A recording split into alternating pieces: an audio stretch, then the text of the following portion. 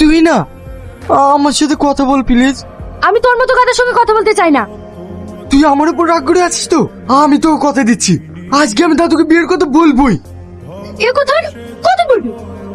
আমি কান ধরে বলছি, আজকে আমি দাদুকে বিয়ের কথা বলবোই। এবার তো কথা বল। ঠিক আছে, আজ যদি তুই বিয়ের কথা বাড়িতে না বলেছিস তো সামনে আমি কালো পাগলাকে বিয়ে করব।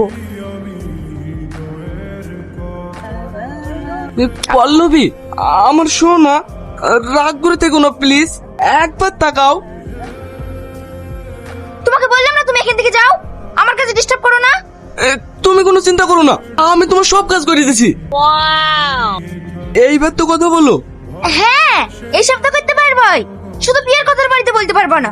আজ আমি কাপড়ের দিব্যে কেটে বলছি, না মানে সব কিছুর দিব্যে কেটে বলছি, আজ আমি দাদুকে বিয়ের কথা বলবোই।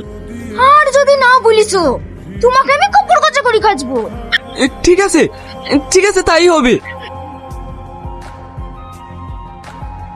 বাহ, খুব সুন্দর, এ তো একদম পরি। এই মেয়েটার সাথে বিয়ের ব্যাপারে কথা বলতে হবে। তোমার আব্বার নাম কি? কেন? তোমার বিয়ের ব্যাপারে কথা বলতাম, তোমাকে আমার ভীষণ পছন্দ। তোমার আব্বা যদি রাজি থাকে তাহলে বিয়েটা হয়ে যাবে। কি অসভ্য লোক রে, কবরে যেতে চলেছে তাও খারাপ অভ্যাস যায়নি। রাগ করছো কেন? তোমার আব্বার নাম্বারটা দাও। কি হলো, দাও না। কি হয়েছে? ওই লোক তোমাদের কি বলছে? দেখেন না, ওই লোকটার ব্যাপার ভীষণ খারাপ। প্রত্যেকদিন টিউশন টাইম এসে দাঁড়িয়ে থেকে আজ আবার জোসনাকে বলছে ওকে বিয়ে করবে। কি? ঠিক আছে, তোমরা যাও, আমি দেখছি। শালা চুষে খাওয়া আমের মতো দেখতে, আর এখনো মেয়েদের মতো লোক যায়নি।